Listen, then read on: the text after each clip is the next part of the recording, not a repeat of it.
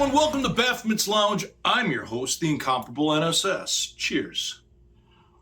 And today I've got another episode with my good friend, Thomas Hood. It's a second part of our series about his grandfather, Mr. Gordon K. Hood. And I'm not going to do too much of a send up to it because it's really, really interesting. He tells a little bit, some stories. We cover a little bit of the back history we covered the last time. A lot of good pictures and a lot of fun stuff. And there's a special little thing at the end that kind of happened miraculously as we were talking, and it's kind of cool. So I'll, without further ado, or a don't, as I stole from the, I think it was a Muppet Show episode with Vanessa Redgrave when they did Robin Hood. See all this useless fucking shit I keep in my head because I never did drugs. Here we are with Thomas K. Hood, or Thomas Hood, for his episode, My Grandfather Part 2, Gordon K. Hood. Take it away. Hi, everybody. The incomparable NSS here, once again with my good friend, Mr. Thomas Hood. Thomas, you're looking well rested. You're looking rather red. Did you get a lot of sun recently?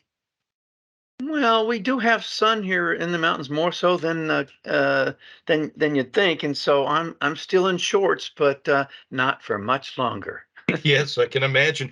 And today's episode is more about your grandfather, and this will be part two, Mm-hmm. as we do more of a deep dive into your grandfather, Mm-hmm. Gordon Hood, if I remember correctly. Gordon K. Hood.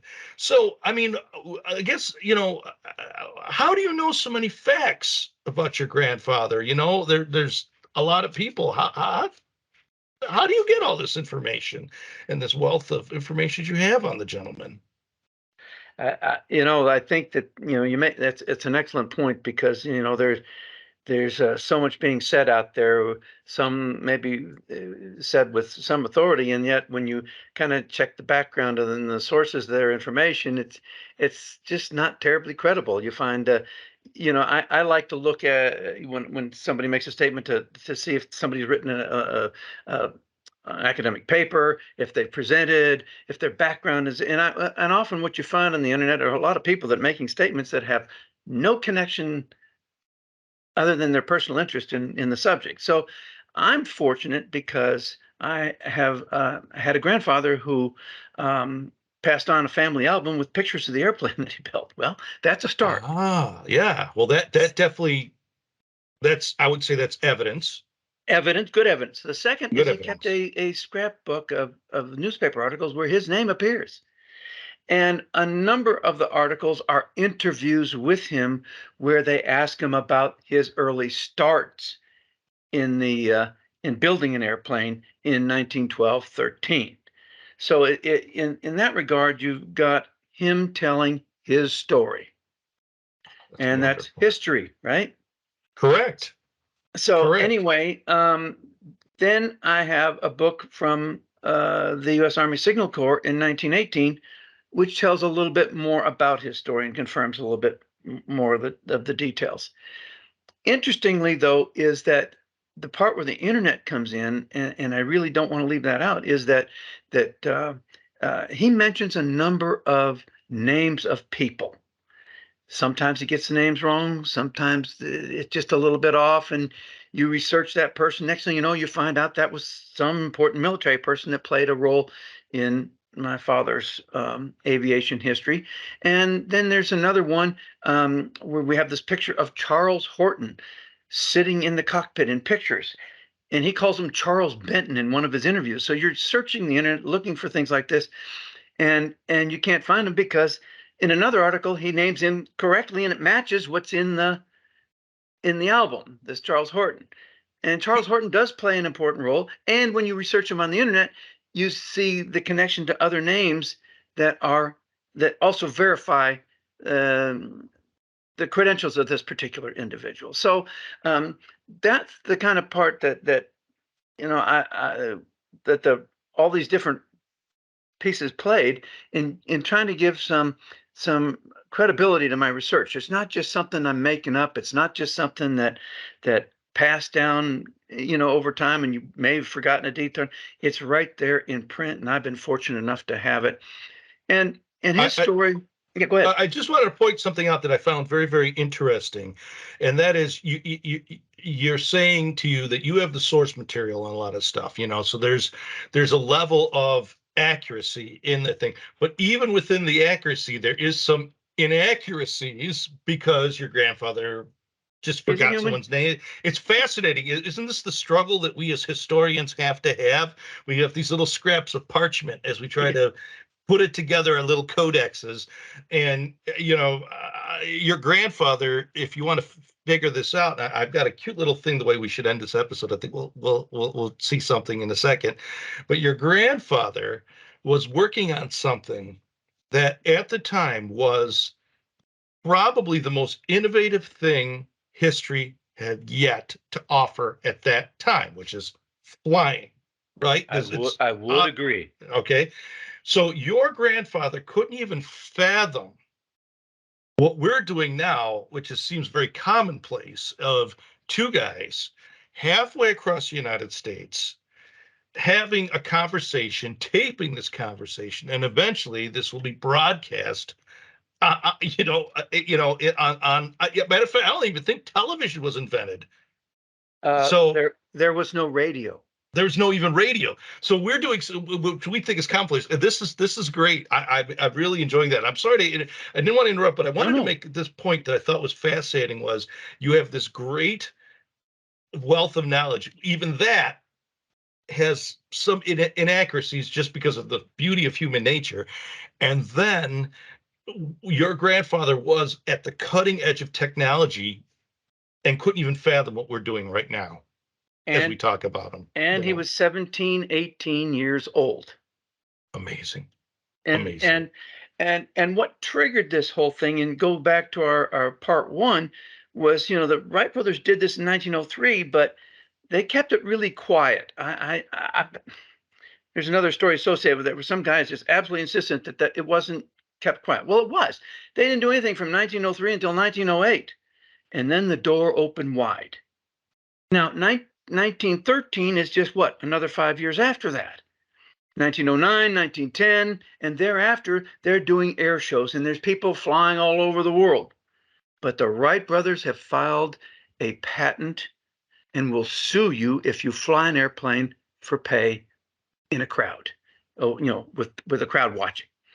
And so you have to pay royalties to the Wright brothers.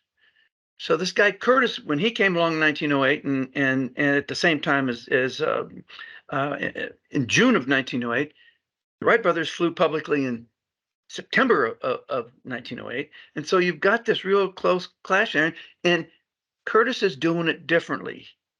He does not bank the airplane the same way as the Wright brothers. So they were trying to get away from the way the Wright brothers did it, so that they could not have to pay these royalties. Well, Wright sued Curtis, and that battle went on for ages.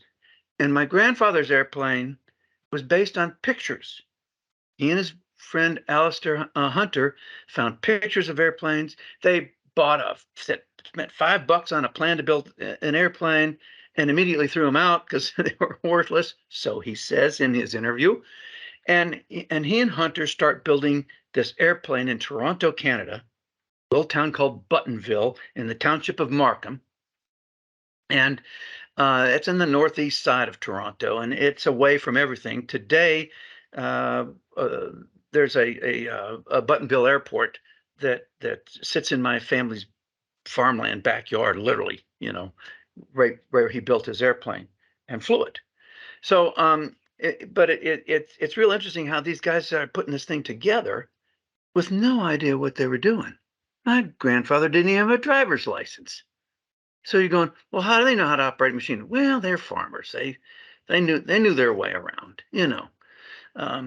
Agriculture was a big thing for the Hood family coming from Scotland in 1831.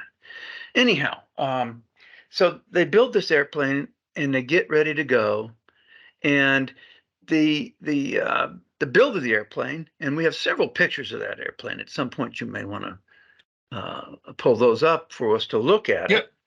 And several angles of this. Yeah. And they're going to flip a coin to see who's going to go first, with neither one having any idea what's going to happen. And so you know, they're kids. They're immortal. They think that they can do anything because somebody else did it. They can do it. My grandfather wins the toss of the coin, and he's going to fly first.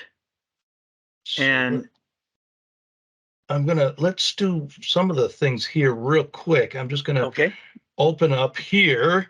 Yeah, go ahead, finish your story, and then we'll continue Okay, on. well, so he gets the airplane going. They actually tie the stick down so that the airplane can't take off. They've got it so the nose won't lift, and they go back and forth, taxiing it back and forth. They take off that little rope on there, and my grandfather's going to fly. Now, the Curtis method for flying and banking the airplane was literally like riding on a bicycle. When you're riding on a bicycle, you lean into the turn and it turns. Unless you're going really slowly, you're not really turning that wheel in the front any.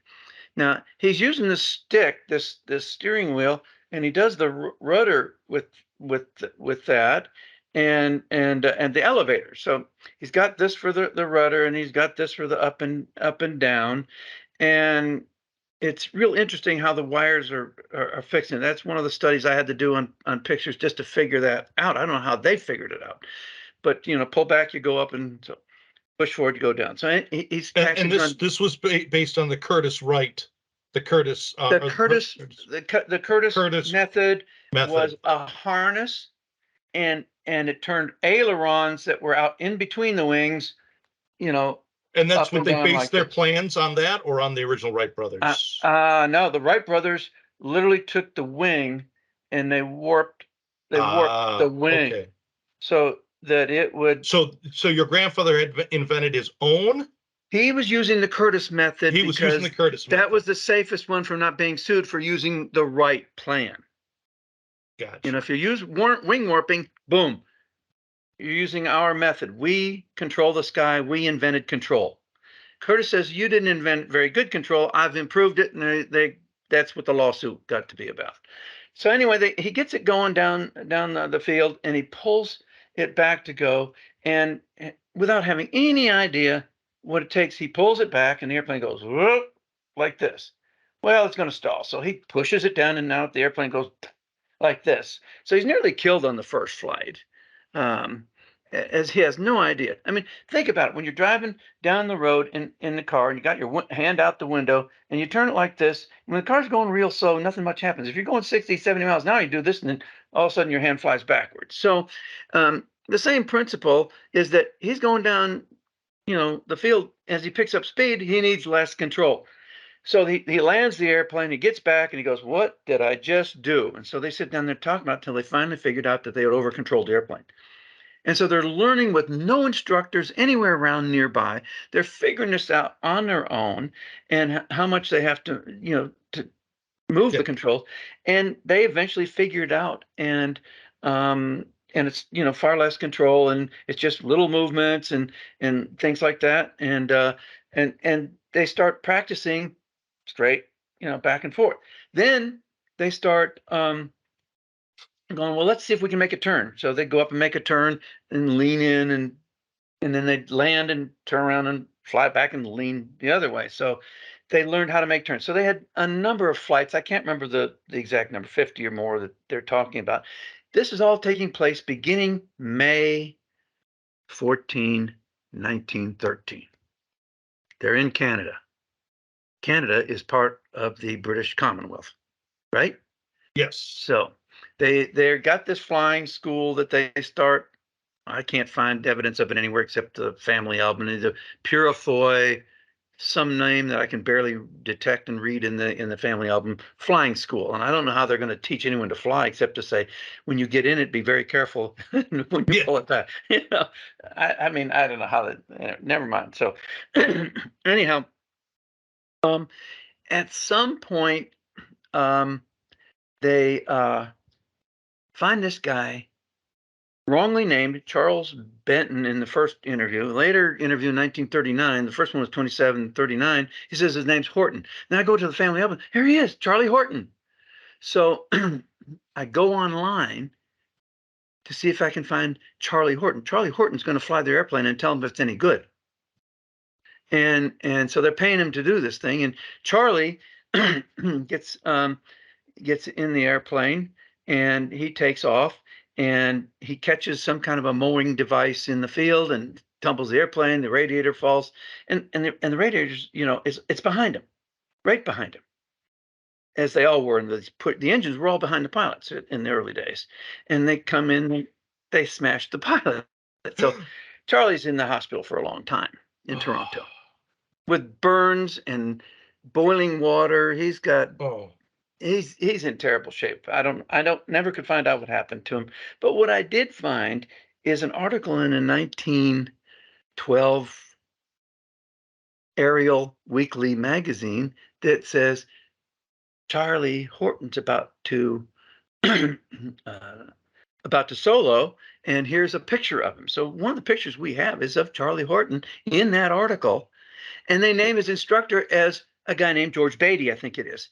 And so I write to the Wilbur, the right organization.org, and sure enough, George Beatty, I think it's George Beatty, was trained in the Wright School in Long Island. So that's how the internet started bringing pieces together that I didn't have before.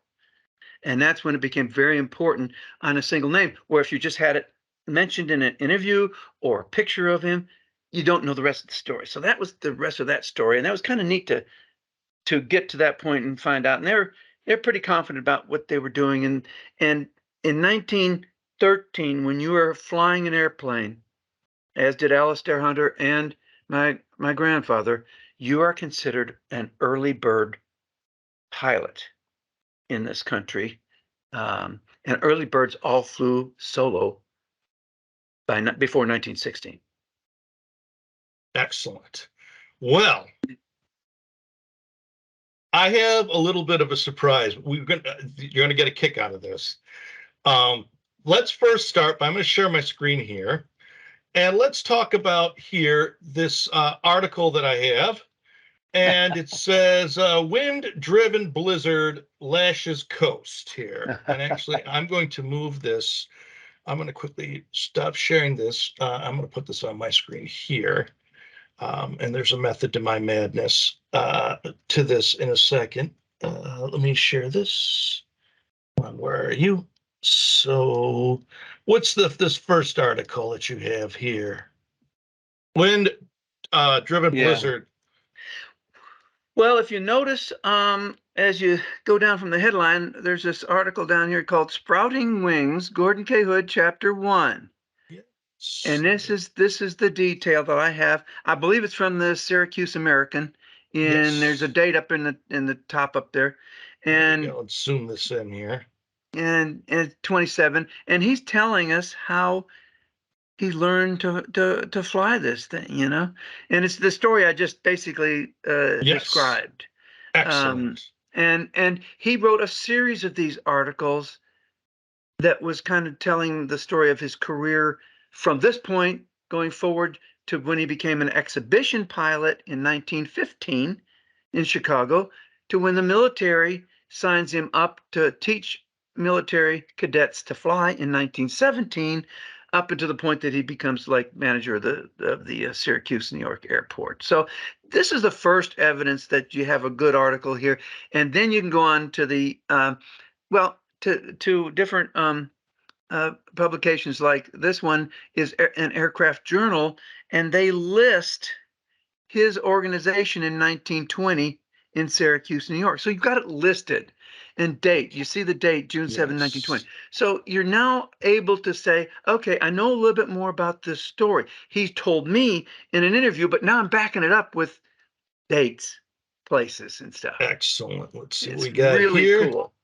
And we're not going to cover that yet. Okay. Well, this is a surprise because it's 1918. All right, we're not. That's fine. We've got all day. We have as many episodes as we want. That's right. So, well, this one is an important article because of the date. It's December 6th in 18, and it's from a magazine used by the Army called Tailspins at Ellington Field in Texas. And they're talking about my grandfather and that he built the first airplane in Canada. He did not. He might have built one of the first, if not the first. I can't pin it down. I'll not make a statement I can't back. That was built of their design in Canada.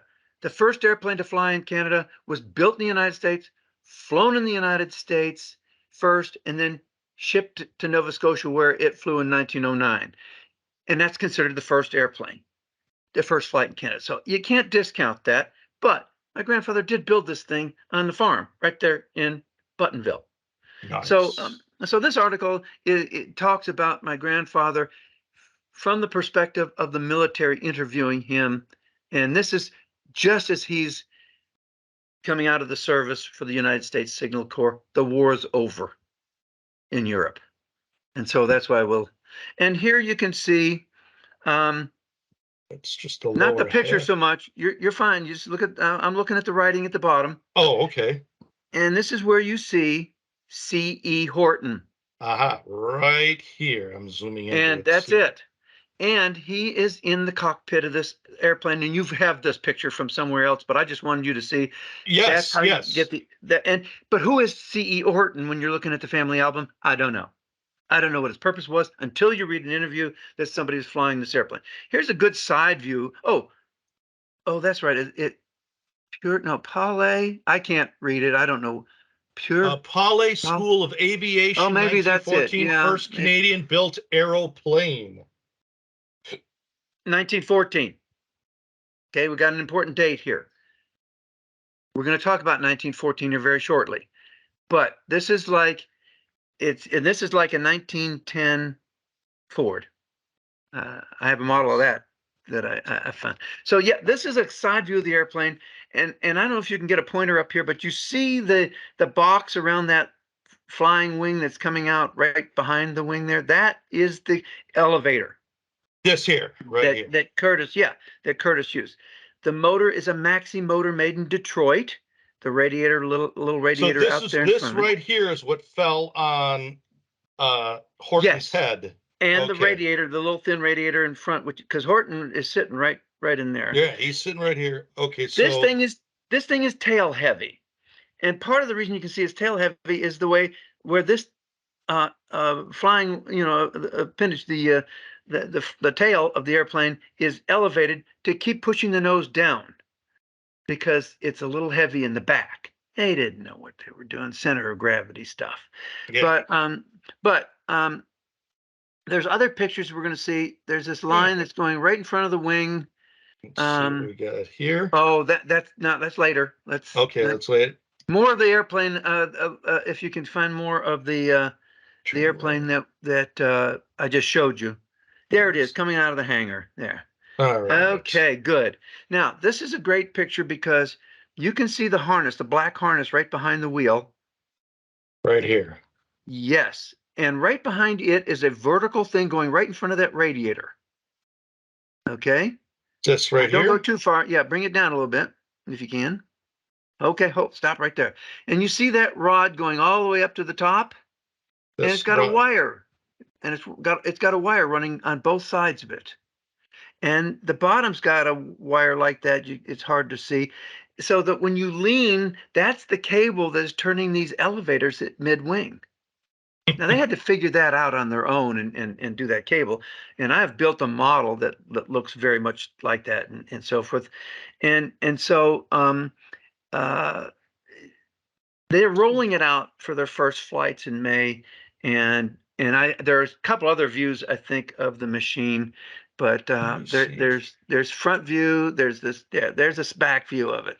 And the back view is interesting because you can see how the propeller comes off the back of the engine there. And you can see, if you look at that aileron in mid-wing, you'll see a line that runs up to the top of the wing and maybe one just very faintly to the bottom. Over on the right-hand side with the box, this here. all the wires on it.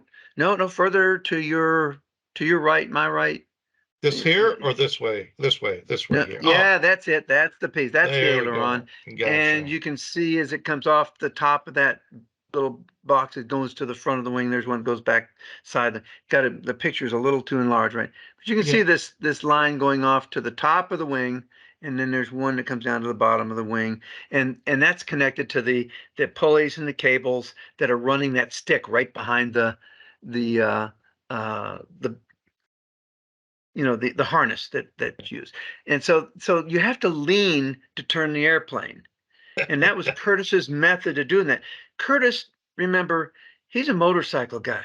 He's the fastest man in the world at 135 miles an hour in 1905 on a motorcycle with a V8 engine. So he knows how to do a motorcycle thing. Well, the Wright brothers were basically doing the same thing, but figured out they could do it with a stick in 1905. So they were ahead. And by 1915, there were 7 different methods for controlling the airplane to go up and down and bank and all that stuff. And they came out with one, basically now, Amazing. after that point in time. But so this airplane flew to some degree. It's been wrecked, as many of them were in this time, and been reconstructed and flown again. These airplanes were paper airplanes, and I gotcha. and Gum, just a little gum, scissors, Scotch tape. There you go. There you go. Gotcha. But nonetheless, this is that we calculated the wingspan to be 32 feet at the top and a little bit less at the bottom. And can you go back to that one picture of the one coming out of the hangar? Yes. One moment, please. So one might wonder why I would have any idea what the dimensions were. And keep going back, yeah. No. Oh, maybe it's this one here. Coming out of that barn. There she blows. There it is. Yeah. Okay. If you can get that back up on the screen. Yep. This is how you determine measurements. Okay. If you look at the boxes, each vertical strut and then the wires crisscrossing exactly at 90 degrees, right in the center, right? Yes. What does that tell you? It tells you this is a perfect square. Does it not? Then you got to figure out, well, what's the dimension of that square? Is it 4 feet, 5 feet, 6 feet? And then you're going, well, let's see, this is 32 feet across because I'm imagining the dimension is 1 foot between each rib on the airplane. So now you get a chance to count over 1, 2, 3, 4, 5. Well, that's your 5-foot square. So that's how I figured out the dimensions of the airplane. The rest is all guessing. With that as a reference. That's my point of reference. That's wonderful. So wonderful. You do the best you can. But when you think about it, that's how they built the airplane with pictures. That's all. Did they not? Yeah. So I'm doing the same thing my grandfather did. Figuring it out. Yeah. This picture is 1915. And let me just pause there for a moment. Let's talk about why he's there in 1915. I said something about 1914 earlier. Canada's part of the British Commonwealth, right? This is your brother or your grandfather in this picture here? It is my grandfather. Okay, so 1915. This is 1915 Chicago. So what happened was that we've got World War I happening on July 28th, 28th of 14. And Britain and Germany are at war, and so is Canada. Because they're part of the British Empire. My grandfather and Alistair Hunter flip a coin to see who's going to go sign up for the Princess Pat's, the Princess Patricia's infantry regiment, and who's going to stay with the airplane and do something with the airplane. I have no idea whatever was done with that airplane. It could have been sitting in a barn for all I know. No history, no information. And so then my grandfather tries to talk Sir Samuel Hughes, who's in charge of regiments in Canada, and is saying, well, can't we do a Royal Flying Corps? And Sir Samuel Hughes is laughing at my grandfather and says, oh, no. He says, there will be no use of the airplane in this war or any to come. People don't know yet what they've got. Well, I think the point is that he after the regiments were filled up and he was kind of turned away from flying, he went to fly in Chicago in what they called exhibition flying, which is basically taking off, flying up and landing again. There were a few daredevils in the time. Lincoln Beachey is the main one, and he would do stunts and so forth. What they called stunting is what they called it.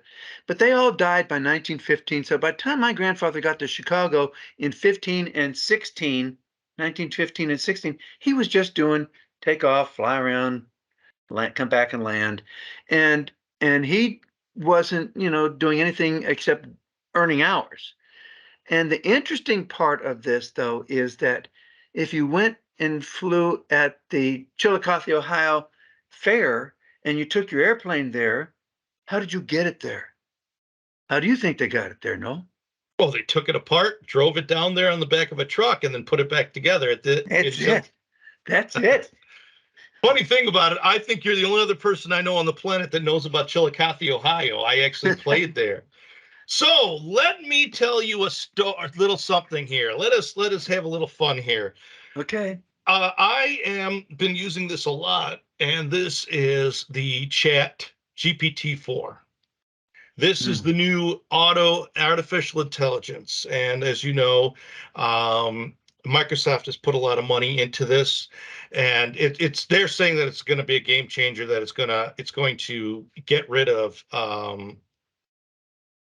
Google. They think because it's going to totally change the way it does stuff. And I've been having a lot of fun with it. It's been wonderful. It's been helping me translate code between languages at work.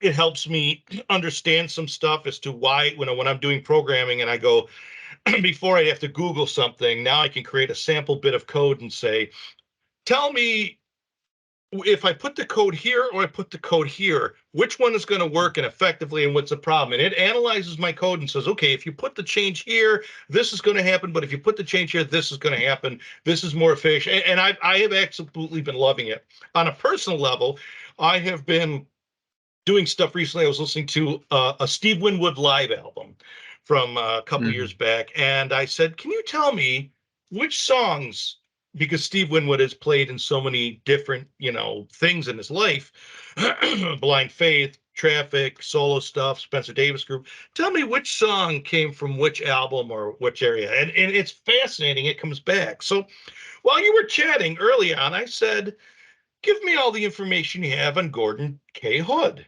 And it says, I'm sorry, I couldn't find any specific information on a person named Gordon K. Hood.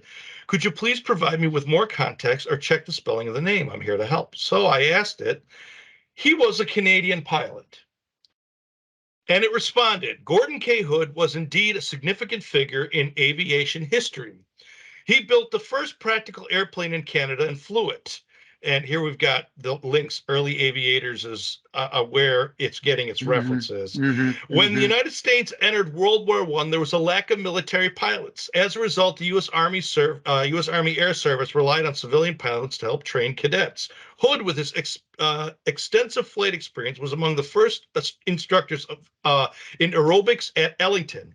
He trained pilots for the United States Army since the beginning of the war. His contributions to aviation and pilot training have left a lasting impact. Yeah, acrobatics is the name they used early on. And in the 20s, they changed it to aerobatics, but some still use the term acrobatics in flight. And yes, he was trained. And there is a story in part 3 that we'll talk about how he got involved in the military. And it's a good story. It's a really good story about how that happens. Well, I am definitely looking forward to that. Looking forward to recording part 3 with you again. I personally enjoyed the fact that ChatGPT aggregated this information and turned around and said, so I knew that I wanted to save this for the last, because a lot of what you're saying, the information you're getting kind of feels good that your grandfather, the way it's presented. So I thought you'd get a kick out of that. Oh, it's absolutely fantastic. Thank you so much. My pleasure. My pleasure. Well, I will have to get to work on editing this and doing my heads and tails, but that's what I do. That's what I love doing. And so I want to thank you so much for our second episode, our third episode together, but our second episode on your grandfather, Mr. Gordon K. Hood, and looking forward to part 3. So, my good friend Thomas. Absolutely. I appreciate it so much, and my good friend, and tell you that I have people asking about when the next episode comes out now. So that is pretty cool when people are asking about that. And I have been interviewed by the Quiet Birdman Association in West Palm. I'm connected now to the Quiet Birdman in Syracuse with a guy that wants to do some follow-up with me on that. And so I'm getting more exposure on this thing. I love it. I love it. You know, anything I can do to honor my grandfather's achievements, because it was pretty significant stuff when you think about it way back then. We've kind of lost all that interest, and so I'm trying to just revive it a little bit. Well, thanks to you, it's making its way where it is. Let me know next time you're in Buffalo so we can have drinkies and some dinner as you're passing on your way to Syracuse. Let me know. Okay. Cheers, my friend. I'll talk to you soon enough. Thank you. Thank you. Now, wasn't that amazing? Wasn't that really amazing? I especially liked that last part where we actually, talked to ChatGPT and it sort of aggregated all that information about him and spit it back out for us. I think that's cool. I really think that's absolutely cool. Please, if you like what you're seeing now, like the video, subscribe to the channel.